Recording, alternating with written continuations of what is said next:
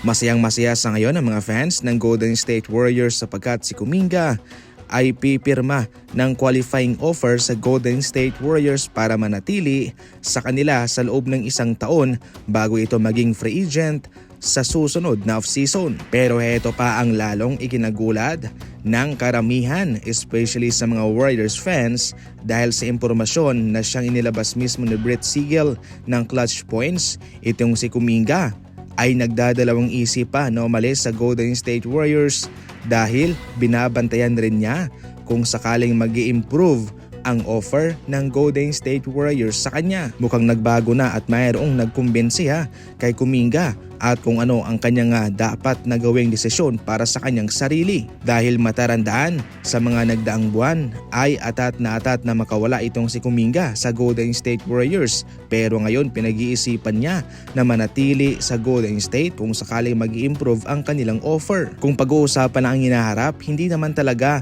mananatili long term si Jimmy Butler. Hindi siya mananatili sa loob ng 5 taon o 10 taon. Definitely aalis talaga yan.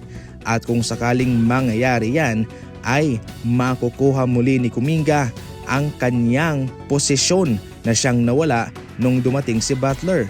Kaya kung long term ang pinag-uusapan dito, ito ho'y makakabuti para kay Kuminga na manatili sa Golden State.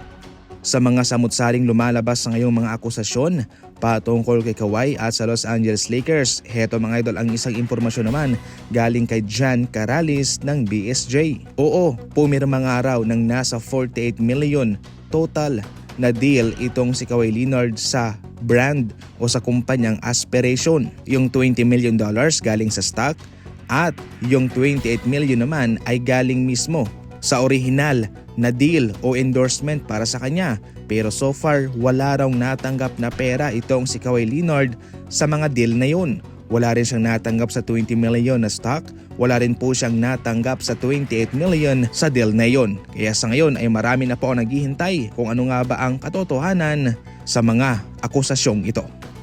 Tinataguri ang Queen of Flood Control sa ngayon itong si Sarah Diskaya. Totally hindi naman to tungkol sa basketball pero siya'y nakukumpara sa ngayon kay LeBron James. Si LeBron James ay kumita ng nasa $510 million o nasa 29 billion pesos sa loob ng 22 season sa kanyang paglalaro sa NBA buong career niya. Samantalang itong si Sarah Diskaya ay kumita lang naman ng nasa $550 million o nasa 31 billion pesos sa loob lamang ng 3 taon o kung sa NBA ay 3 season lamang. Kaya na-question po sa ngayon ang dami ng kanyang kayamanan kung bakit lumubo ito sa gantong halaga. Hindi ka naman siguro bibili ng 42 million na Rolls Royce kung wala ka ring 40 million sa bank account mo. Sa madaling salita ay hindi ka magpapalabas ng 100 million kung wala ka ring nasa 100 to 200 million sa bank account mo.